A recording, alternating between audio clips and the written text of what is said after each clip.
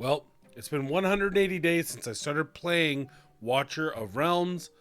Let's go into a deep dive in my thoughts of the game, the areas that I love, the areas that I think improvement, and where am I going to be going the next 180 days.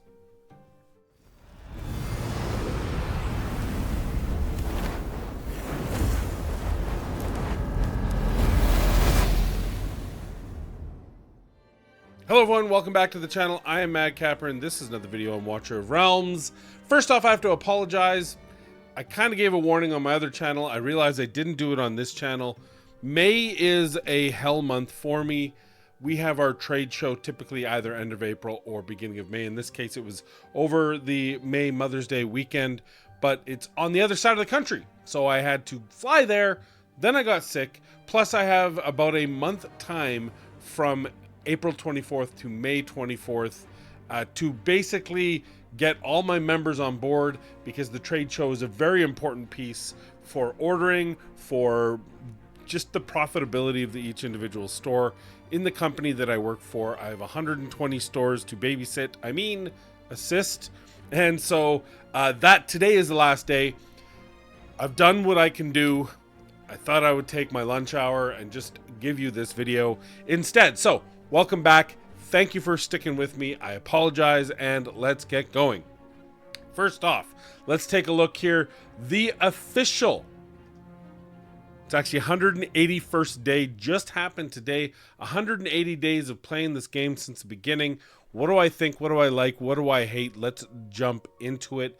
And let's start with what I like. The first thing I do like is I do like the robust campaign. And by the way, we do have more chapters available under normal, I think. So I still haven't finished. I suppose I should probably finish it. There is a part 2 that is available to us now, so that's a good thing. Did they add any other? No, they didn't add it in any other ones. It's just normal. So maybe we'll do that at some time. I did overall like that. Speaking of that, the campaign, and it's one of the things that absolutely drives me bonkers about the other game I play, Raid Shadow Legends.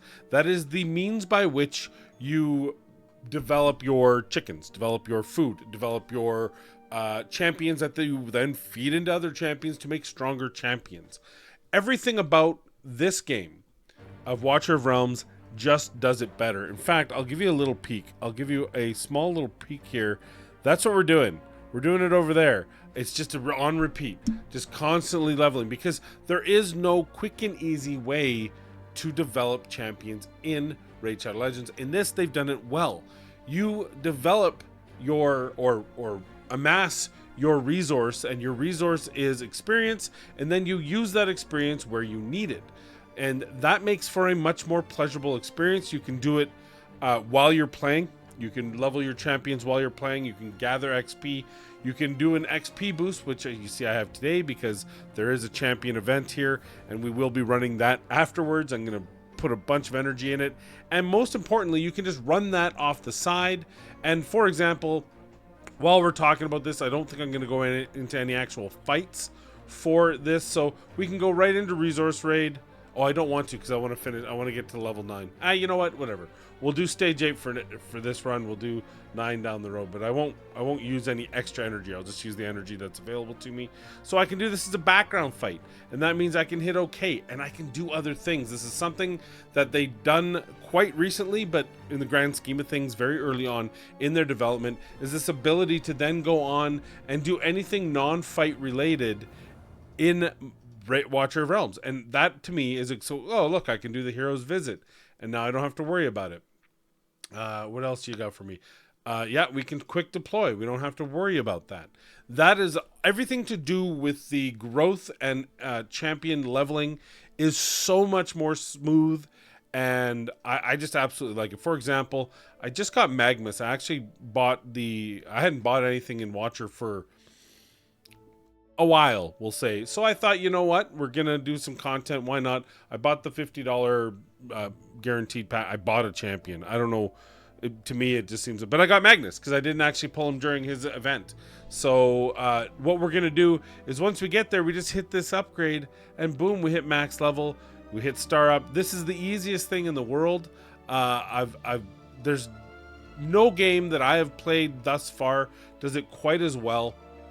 He's 6-star now, and I actually have an auto leveling thing, so we're gonna be able to use the promotion star up, which is really nice here. But normally you promote there, you get the resources. I do find that gathering those intermediary resources, and we'll talk about the champion development phase right now of the game. We'll dive into that. I do find the promotion piece a bit tedious.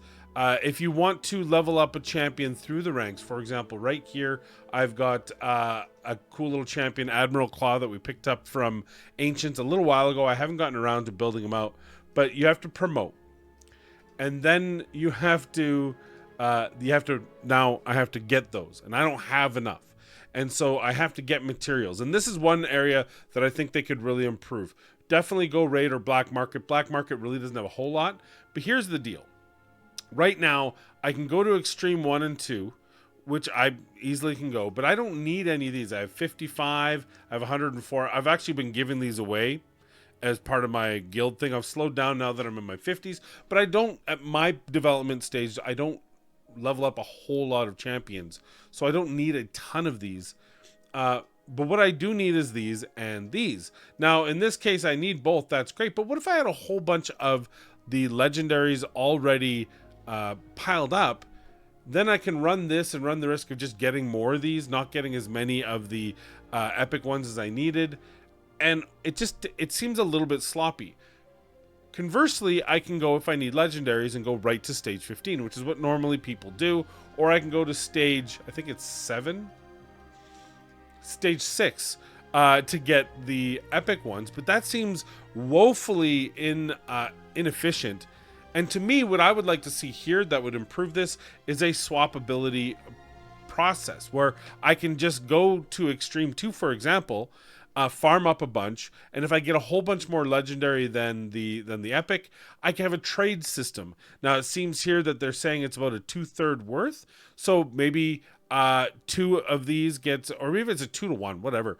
2 legendaries gets 1 epic, 3 legendaries gets 1 rare, or 4 legendary, or 3 legend. Sorry, other way around. Sorry, 1 legendary gets 2 epic, 1 legendary gets 4 rare, and then 1 epic gets 2 rare. I think would be a nice little swap system, because then I can just come into Extreme 2 and not worry about overloading myself in the resources I don't need, and then going to a, arguably at least, less efficient stage 15, because I can get more draw. I can get the fuller drops, especially these in the game.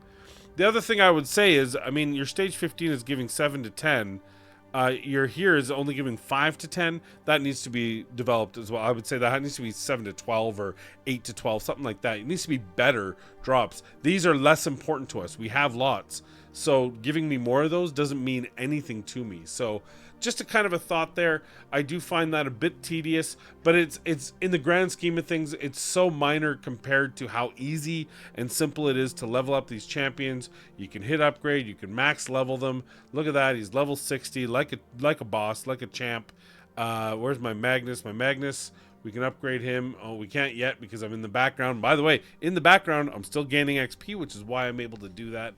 Also, their quick star up system, so much nicer. You can sit here, you can select them, you can get them to go up here. You see I currently have 14 level 4s ready to go as I get more resources. Very simple all around for the development of champions. Their awakenings, I think this is another great thing that they've done right off the bat. I actually have a Regulus here. By the way, love, if you're watching this, I apologize. I was just pulling some to finish a one of the new quests lines that comes in, and I accidentally pulled a legendary. But don't worry, because tonight I'm going to be doing a full pull session, assuming she's still feeling okay. I'm going to be doing a full pull session with Amanda. We're going to pull everything. It's a 2x. I'm bored. I need something to do. I need video content. So we're going to do that. We're going to pull all my diamonds, and we're going to see how many legendaries we get. But I just accidentally started a little bit early. That's all. But this is a really good system for it. The awakening system, the ability to use your dupes to empower your champions. In some cases, significantly empower your champions. For example, when morale is activated, inflicts defense increase on allies in range. That's very nice. But more importantly, look at his A3 now. When on the field, defenders gain physical damage reduction and magic damage reduction. That is absolutely bonkers. They just gain it. They just, hey, by the way, you're here. Here's an extra 10%. Oh, you're here? Here's an extra 10%. So very strong awakenings, and most champions, their awakenings are from good to great. I think they do that very well. They did it from the outset, and they had to, because frankly, they have a smaller hero pool. There's 435 total heroes. That includes rares that you typically don't keep, and epics that you get to 5, as you can see, pretty quickly, and then they become just fodder. So overall, the development of a hero from the leveling, promoting, and awakening, I think, is one of the strongest points of this game. Now we're going to go to a mixed bag. We're going to talk about gear. I do like the gear, how the gear is. I don't know how else to put it. I do like their sets, how the sets come together, left side, right side. I do like that there's ancient, and then there's these ancient mythic, as well as just regular mythic, and these ones have a guaranteed better roll. Although some of mine, this one here I'm pretty happy with, although it's a defense bonus. I do like the overall, the overarching thing of the gear. I like how it's implemented. I like how the stats go. I like that. I like how the filter works when you're putting champions up. However, the farming of gear is probably one of the low points. The battle itself, I actually really like. It's challenging. It's fun. It was a big piece of progression in this game to fight your way through and be able to progress to the level of gears. And that includes the new dungeons. I'm currently just past level 4 in Dungeon 2, Gear Dungeon 2. Gear Dungeon 1, I've got my full level 6 and I've farmed it up. It's beautiful, but it's a struggle, and there's a couple reasons. Number one, the way that you have to manage and sell your gear is so freaking clunky, and this is the worst part of this game. First of all, I've only got 1,000 slots. Now, if you're not a mass farmer, then you're like, well, 1,000 slots is lots. It's not. I want to be able to go every day and get 1,000 pieces. If I were in full spend mode, we're in a little bit, we pulled back on that a little bit because we're at the point we are. But when say even 6 months ago I started, 3 months ago I was at endgame, I was at level 21 of all the dungeons. I wanted to just push those dungeons. When it came up, I wanted to put all my energy day after day after day. I would buy energy if need be to be able to run those dungeons. But I was limited by my gear, and then I have to sell it. Now, selling it can be clunky. There's a lot of things you can do wrong. For example, if you don't forget to highlight these and get rid of all the flat attack stuff, that can be very dangerous. We'll do that right now. I always double look and make sure that I'm not, because obviously the other part are flat stat. These ones are only flat stats, so you got to watch that. But beyond that, first off, these little thumbs up are thumbs maybes. Some of them are good. For example, this it's a healing ring. It's got an attack bonus with attack speed, rage regen. Arguably, it's okay. Is it a big thumbs up? I don't know. Typically, if I'm going to roll at this point, if I'm going to roll this, it needs to have, it needs to also have a healing on it, healing effect. I don't want to just have this. I would argue HP bonus over defense bonus would be a plus, but even just for the thumbs up, like you look at here, this one again, attack speed, HP bonus, but it's got crit damage. It doesn't have any rage regen. It doesn't have any healing effect. So is that really a thumbs up? What is it? You know, I really don't like their recommended system. What I will say is typically their recommended system does show the bad is typically the bad. Like for this one here, it's a max HP 10%, healing effect 20. It's got attack speed, flat HP bonus attack with the crit damage. There's nothing good about this ring. This is a easy, quick sell. So I think it doesn't false flag not having a thumbs up, but I think it definitely false flags thumbs up quite easily in this, and that is one thing. that I don't like about it. And secondly, we've started to add defense and HP based damage dealers. That's something we haven't had in the past in this game. Now we do. And the thumbs up doesn't notice that, doesn't take note of that. So for example, this one here, bad example because it doesn't have everything I want. I haven't really kept, maybe this one here. There we go, perfect example. It's got HP bonus, it's got crit rate and attack speed. It would really be great if it had attack damage. Let's pretend instead of attack bonus as crit damage. That would be a great piece for an offensive based HP champion like Rourke that we're currently doing our thing for. That's important to have. That's important to be able to signal these out, and the system isn't signaling it out, and a lot of people are just deleting whatever doesn't have thumbs up, because even though the thumbs up isn't always as good as it makes it out to be, certainly the thumbs down and previously have been terrible. Now there's a couple of those that might actually be good. So things like this I would like to see, and I think the easy way to fix that, first of all, I should be able to hide I don't want to hide the label. I want to hide, see, I can hide locked, I can hide enhanced. I want to hide thumbs up. I want to be able to hide those so I don't sell those. And secondly, I think they should allow us to actually customize what we want to see for thumbs up. So I can go in here one day and I can go set by set. So for this set, this is what I need to see on it for it to be a thumbs up. This is an attack 25, so I want attack bonus, crit damage, attack speed. This one's actually beautiful. I need those three on this set. As a bonus, Rage Regen is probably the best you can get out of this one.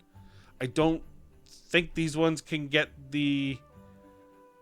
What am I missing? Oh, crit rate. Crit rate would have been the best. This one's actually really good because it has crit damage and attack speed. It's hard to get attack speed on a chest piece, so that's actually a very beautiful piece. I better make sure not to sell it, so we're going to lock it.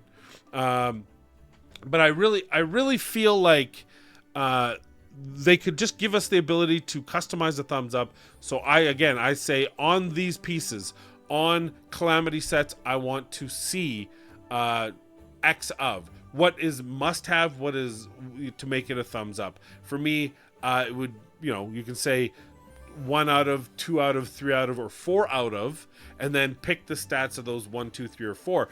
People who are in the ultra late endgame, I'm thinking Ron, I'm thinking, those type of guys, they don't need Deegs. I was going to say, I don't know why I didn't say his name. They don't need good sets. They need perfect sets because they already have good sets. They already have great sets, damn great sets. So what they're looking for now is they need all 4 stats to be viable. They don't need a 3 stat. This one might not even be good. It's still pretty good. Like this one here, attack bonus, crit rate, 2 flat stat. This one's garbage for me. It's a hard sell. It's an easy, even harder sell for the end game player, the ultra good players. There's an opportunity, in my opinion, to change this up so that we can do that. So I would like to say a couple things. First off, change the thumbs up to 1 of, 2 of, 3 of, 4 of, and list the following stats that we expect so that we can do it, and then be able to hide those ones when we're doing the mass sell so that we don't automatically sell them. And I think, the other thing might be, if you're ultra endgame, to have a slider. What's the minimum thing? We can do 1, 2, 3, 4, or 5, I don't know, segments, I guess. 20, 40, 60, 80, or 100% of the total possible stat. That would be I think that would be a nice way to do it.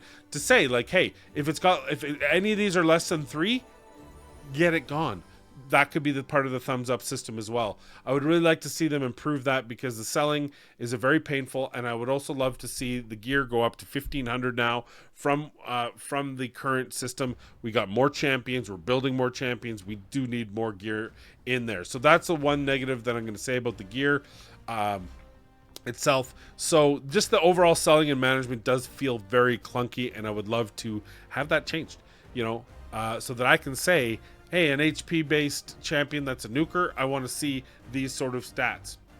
And you also have to be able to do multiple. Because, for example, if I was talking for Invigoration, I use Invigoration sets on a couple of nukers that are kind of my secondary nukers, for example.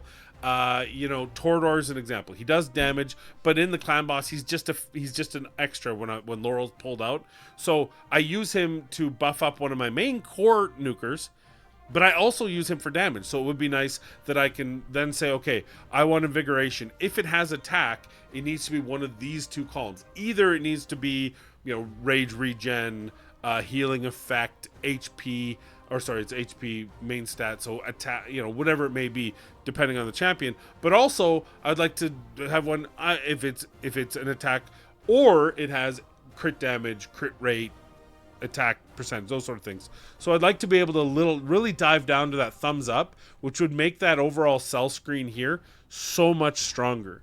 I would also like, as a final wish on my wish list, is selling stats during the actual process of those auto battles, to auto sell based on criteria. For example, if I'm running Gear Raid 3, auto sell all main stat, flat stat pieces.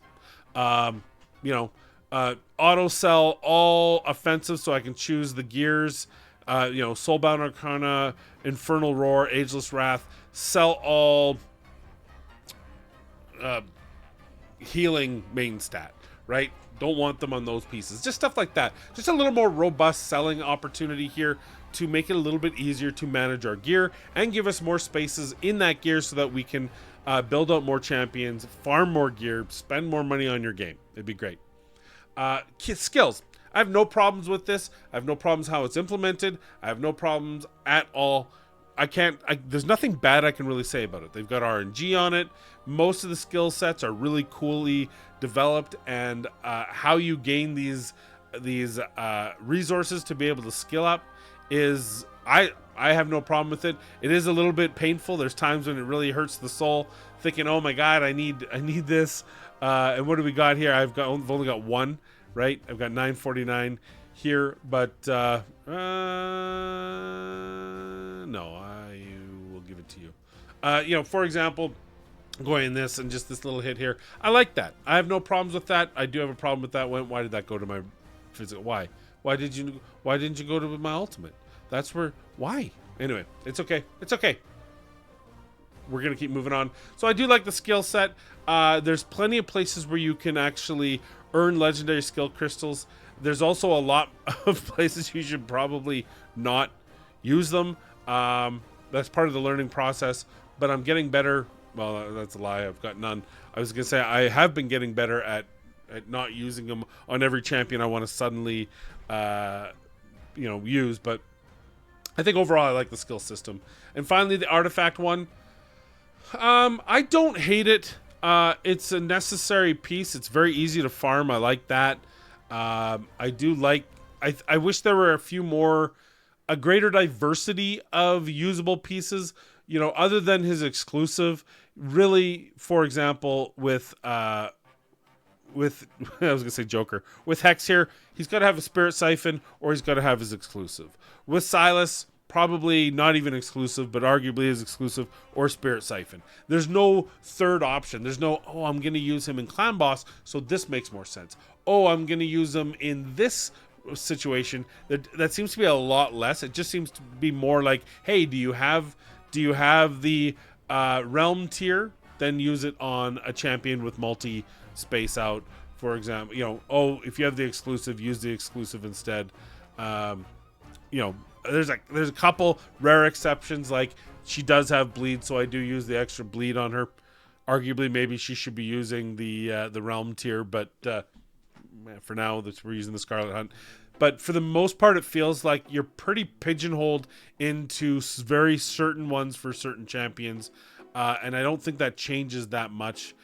Chaos is a little bit different. You can play around with that a bit, but mostly it's different. Other than that, I have no problem with it. I do like that it gives you the extra abilities, the extra stats. It's another way to develop your champion. As far as what to do on a daily basis, I like that if I don't have time to play this game, I can do my dailies almost immediately. Here we go. Like here, I'm just about done my dailies and my weeklies and the monthly. So like it doesn't take much time. There are weekly events, right? Void Rift. There's a lot of different areas to push, but I do like overall the time to play is not overly significant, but if you're pushing content or if you're working on certain areas, you can dive in for several hours, or you can probably get your dailies done. I'm going to say less than an hour. Maybe it's an hour, but it's pretty reasonable. The shop, do we want to talk shop? Let's talk the Odyssey, these new missions. I'm still going through them. I kind of like that idea. I like having new areas to go. The guild system, we'll talk about the guild boss. I like the guild boss. I like how it's set up. I appreciate it. I appreciate that they now have added those practice turns. I can't say anything about the guild boss. The donation thing seems a bit sus. It's just a way to eat resources, but when there's resources that you have plenty of, then why not? So I'm not hating it. I guess that's just their way of getting rid of it. Guild War. I'm on the fence. I kind of like it, but it seems, and I've just joined a new guild, Potato Patch. They're a lot more, I think, a lot higher up and a lot more aggressive and a lot more active in the PvP scene. And it's been a real adjustment for me. I'm getting my ass whooped a couple times in Guild Wars. And what I've seen is at these higher levels, there's pretty much set kits that everyone's using, or most people are using based on if they have those champions, which is a little bit of a disappointment. And it also seems from the actual demon side, there's certain demon soldiers that are still kind of must use, and that's part of my problem, is that I'm just trying new stuff and it's not working because I'm not using the set kit. I imagine that probably happens in every game, so I can't complain about it too much, but I can say I wish it was a little bit more fun. I wish it was a little bit better of a game, a little bit more fun to play. Other than that, so Guild is kind of a hit or miss, but mostly it's a hit. I do like the general day-to-day stuff. I just the Guild versus Guild, and I feel like there's way too many GVG. I give me one every 2 weeks. I don't need to have this. I feel like I'm fighting it all the time. And again, when you're looking for a game that's a great balance between daily content and the ability to not have to spend hours upon hours every day, that's just one more thing that's just, I feel, could be scaled back to a, we're 2 battles a week, I think it is, right? Because you fight them twice, especially when you're up against a team that just clearly is outclassing you, they're stronger than you as a guild. It really kind of hurts.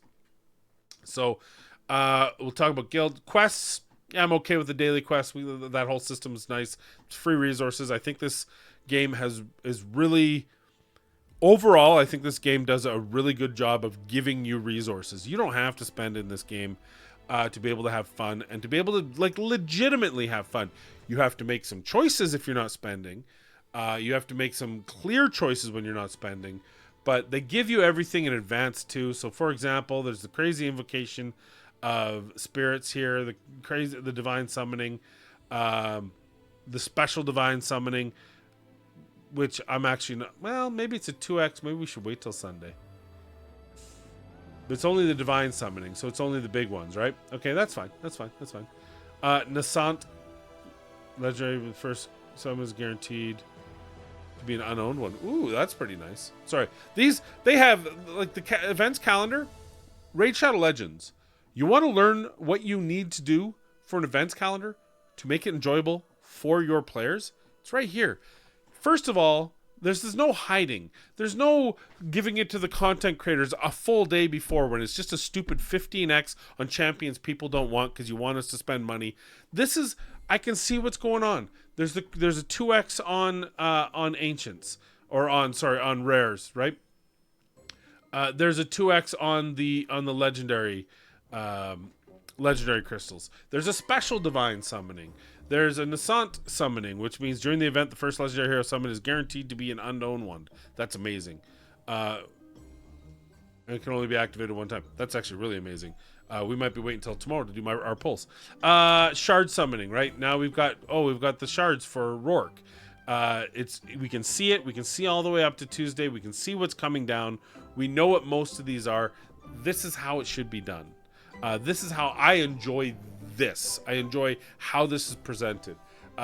They've got bounty challenges on. They've got the Brave Conquest, which is like events versus tournaments. These are the events. These are the get the points, get the product. Spiritual Altar. See, I did pull some. We got some more to go. We're gonna pull this challenge. Even though I'm not a huge fan of the Demonic Crusade, of the whole that style, it's there and you can do it or not do it. Void Rift, a lot of the weeks I haven't done Void Rift, but if you have the time and you jump in, it's good. I like that management. The summon system's really fun.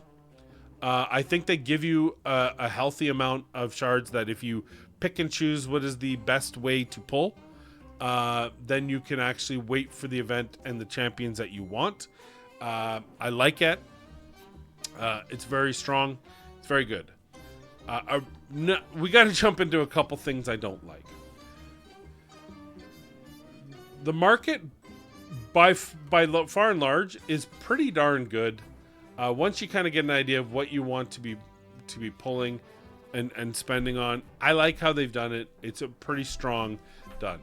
The guild shop, I think it's good. I think the guild shop gives you a reasonable. It gives you for example, the chalice, pretty good for Gear Raid 6, I guess it is, or Gear Raid 5. I don't even know the latest one. They're gonna hold off on these big resources. They're gonna time gate them, and that's fine. That makes sense. You can buy the stuff. All of that I'm fine with. The guild stuff, overall, yeah, I think the gating of the legendary skill a bit much. It's 30 days, I believe, and the ancient summons 30 days. That seems a bit over the top. But overall, not a problem here. Where I do have a problem is here, and this is so egregious to me that to the point of embarrassment. They've gated. I've spent a lot in the game, thousands, probably. I've pulled a lot of shards. I have a lot of epics that I've dismissed. I've got 42,415. In order to achieve this level, there is no chance at any of these epic soul stones, unless it just happens to be. Very rarely are these epic soul stones a lord. Very rarely are they of a champion that you don't already have 5 of, especially if you have lots of this. And they really overgate things like the legendary skill stones, the ancient summons, the skill dust. I should be able to more effectively use the epic awakening tokens. I have 42,000, and we're talking about 400. I could buy 100 soul stones. They wouldn't do me any good. I can only buy 3, 1 of each, and I'm awakened 5 in all of those. There needs to be a system by which I can get some of these. Now, I get that you don't want me to start buying all the legendary soul stones in the world you want me to pull shards for that. I would argue I'll pull shards anyway. So then don't give me the soul stones, but give me ancient summonings. Give me 3 of them, 4 of them a week. Give me 3 of the skill crystals. If I'm pulling enough to have 42,000, do the math on how much that as a dollar value is. I really think that this is a huge miss on the game, and it's glaring in the Dwarven Association. And every time it's been asked, they kind of brush it under the carpet. They don't give you a real answer because they're not going to change it because they don't want to. But I think it's a real disservice to the players who are playing and spending and actively engaged in this game. Special events, I think, would be the next thing to talk about, like the Void Rift. These are banger. The Void Rift, but not just the Void Rift. They have the Immortal Codexes. I've loved all of them. They're fun, unique little events that are just, they're there. They have a good time. Even Tide. I don't know if I liked Tide at the beginning. You see, I just moved up 3. I got to do some finagling because I definitely want the next Volca Soulstone. But I actually like Tide, and I never thought I did before. Also, I think it's because I don't have to do it 3 times a day every day anymore, because I have to progress my account, and then once I get there, I get a chance to do the Tide. I think that makes it a lot better for me, a lot stronger, because I'm only doing it once in a while. It's weird. It's actually weird that I was able to do 3 today, because yesterday I was just a little shy. I made some changes, and lo and behold. What I will say, what I don't like about the Tide is it doesn't seem to make any sense as to how a champion increases the current build power. I'll give you an example. I had Hex in my team. My Hex is very strong. I mean, it's not super strong, but like, he's max skilled. right? Okay, so he doesn't have two of the trigger chance and the damage increase on his passive, but all the rest is max skilled. His ultimate's max skilled. He's sitting with pretty decent gear at 88k power, and yet I took him out and I put in another champion that significantly increased by 100,000. It went from 93 to 103, or almost, right? And that was this guy. So Twin Fiend, who is lower, he is also maxed, but he's a single target. Yes, he does have this big boom hit. He does have the burning with the AoE damage. But is that what it is? Like, it doesn't. I don't know why. Is it because he's a lord? Is it because he's infernal? Did he increase my infernal champions more? Is that how this works? So can I put in Aracha and that'll? I don't know. There's no clear definition of what creates tide, what makes your team BP go higher, other than actually I think it wasn't. I think I lied. I think it was 96, because I had just gotten above whatever one wave 147 was. No, 146. I had just gotten above the threshold, and then while I was in there, I thought, ooh, you know what? Hex is sitting in the back line. Let me see if a different champion does better, and that's how I got 102,97496. One champion swapped Hex for him. So Twin Fiend. It doesn't show you how or what makes it better. So I would really like to see that. I'd really like to see what constitutes those boosts in power. So that would be nice, in my opinion. What else do we got? So we've talked about Void Rift. We've talked about the raids. The gear raids, I'm loving it. Artifact material raid, nice and easy. Faction trials, pretty good. I think some of them are a bit ridiculous because they require such pinpoint, specific champions to be able to complete, and some of those champions are legendaries. Sometimes you need both legendaries, but I think as they add champions to the game, that'll definitely help there. Promotion raid, boring. I wish they'd fix that. Resource raids, fine, because you can do it in the background, and the overall the system's pretty good with it. Gear raid's fine. Faction trial, I think that's it. So that's all the pieces of the puzzle. Overall, really enjoying the game, still playing it. I will say, from a content creator point of view, if I had one thing one negative, is that it's very difficult to do content on this game as a side action. What I mean by that is, you look at someone like Fastidious, and he puts out daily, sometimes 2 times daily content, but it's his job. So he has, I mean, if you think of it from a standard work week, a standard world, he's got 8 hours a day, 5 days a week. He's got 40 hours a week. Probably spends more than that. Sometimes less, sometimes more. He also streams. But let's just take a normal, everyday content guy. This is their job. So they're going to spend 8 hours to develop a very set, very well thought out, very well planned and broken down video. When you're doing this like I am, I have a full-time job that takes at least 40 hours. I've got another game and this game, but that's not the fault of Watcher. But I do find, like, there needs to be more, in my opinion. There needs to be a greater breadth of ways of doing things. Let me give you an example. If you were to look up Guild Boss in this game, there's some pretty exacting, very specific champion setups to be able to get, for example, Nightmare 450k blood. There's not a lot of variation. There's some variation depending on your champions and your gear.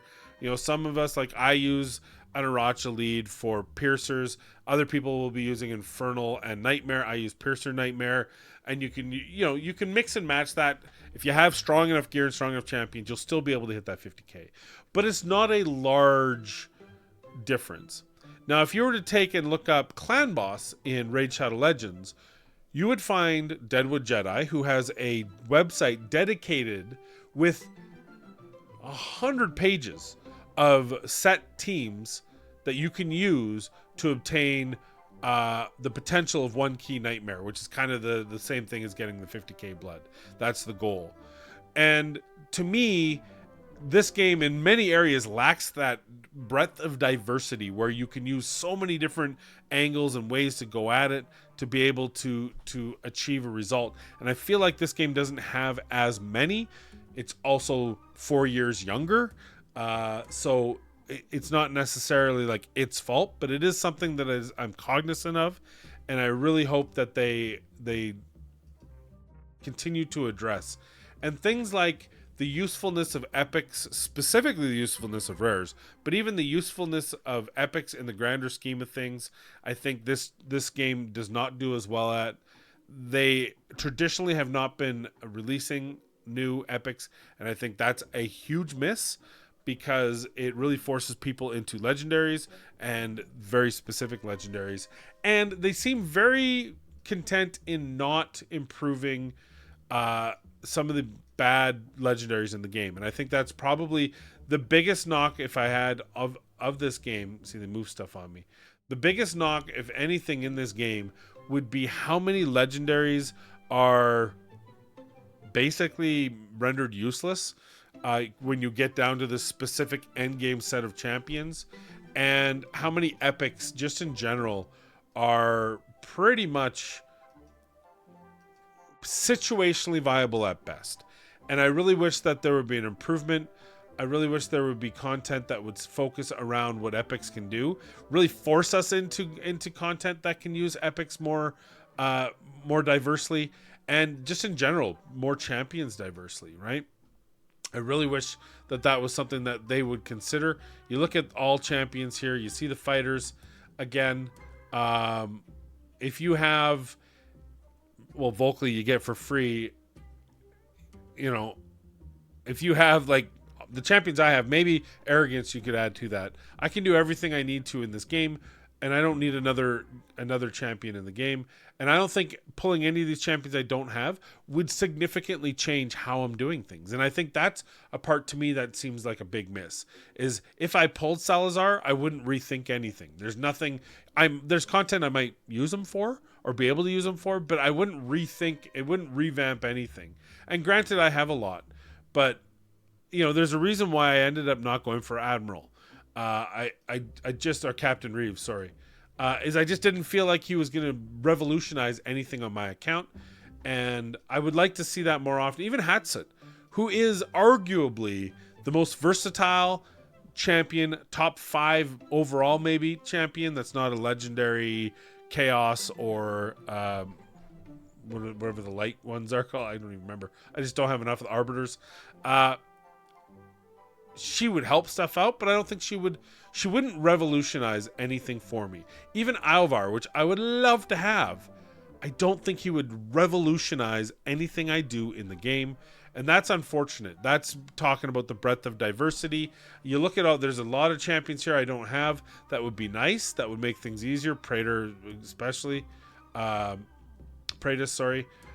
But I really wish that there was a, and I feel like I'm just talking in circles, so maybe we'll shut her down to that. But the greater diversity of ways to attack things, I think, would be my biggest wish for this game.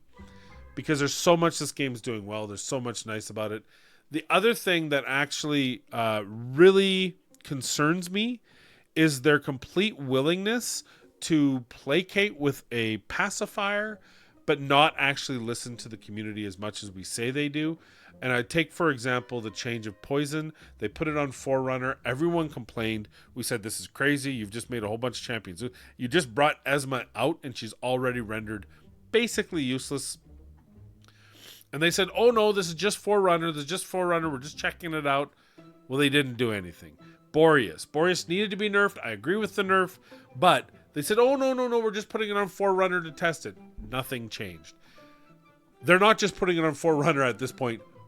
They're just doing it, and then they're putting on Forerunner to let us be angry, and then something else will come, another sparkly thing over here, and then we'll forget about it and move on. That's what it feels like to me. Maybe I'm wrong. You tell me. But I just feel like they're not actually they're doing any changes. Now they do listen.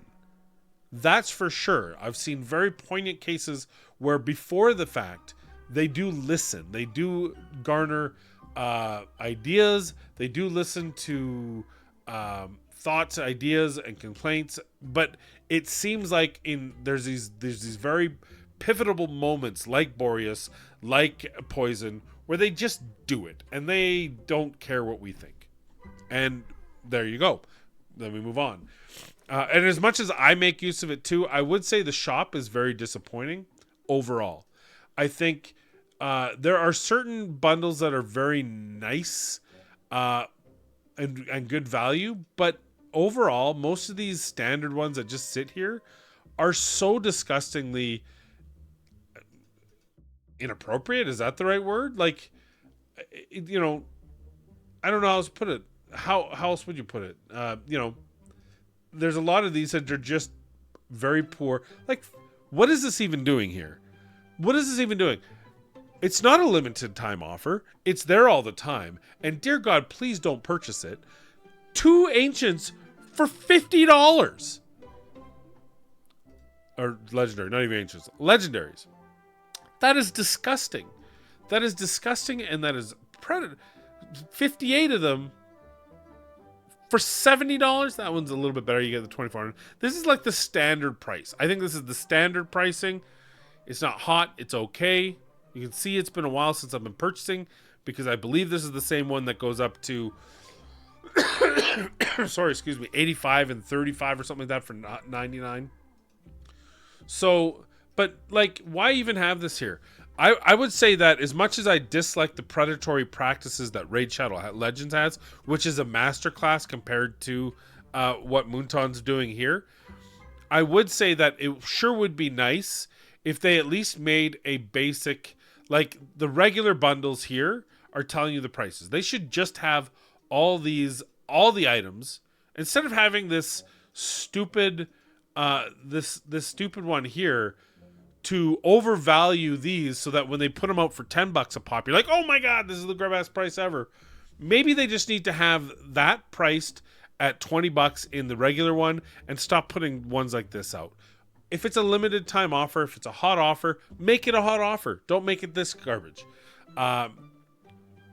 It just, and that's a lot of, like, there's a lot of them that just feel like they shouldn't be here. Here, a fortune pack, I can get 3 of them for $10. So why can I get 3 of them for $10? And I know this is to get me to start spending again. I don't know if everyone gets those. I don't know if that's at a certain level, but it's certainly a hey, but that's 3 for $10, and the other one is 2 for for 40, $30 for $1 billion. I don't know. This here, are you $20 and you're getting 2? Like, stop with this. Please stop with this. The shop is so it's so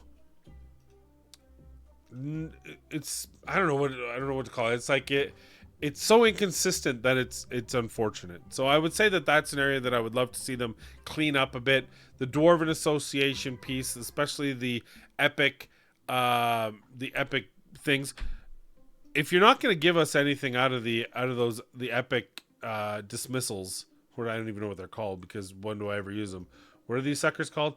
Epic Awakening tokens. Then let me sell them for gems or something, because like this is silly, and I'm probably nowhere near what some people are at. It's just silly. So let me do that. Help me out. But overall, after 180 games, to give this a final verdict, I'm really enjoying the game. I really love the game.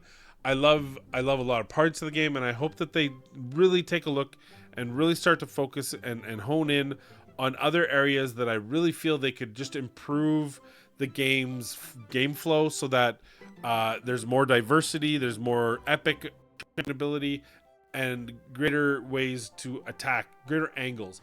One of the greatest fun things I have had for years in Raid Shadow Legends was just killing the clan boss. Even though I'd already gotten 1 key, it wasn't about that. It was trying new things. It was new ways of doing it. It was how much can I do? How quickly can I do? All these different things. And I think that that's something that this game does not really allow us to do. And I can say the same for Hydra in that game.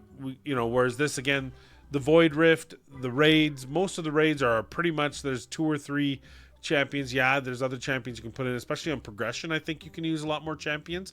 Like Gear Raid 19, you've got a much bigger pool. But when you get to 21, there's a few champions you can use, and God bless Fastidious and War Guides and people like that, Ronaldo, the Ivy, that are putting these new ideas out, these new comps out. But the reality is it's still a pretty narrow set in the grand scheme of things. I'd love to see the breadth of that really increase and really open up to a lot of different gameplay.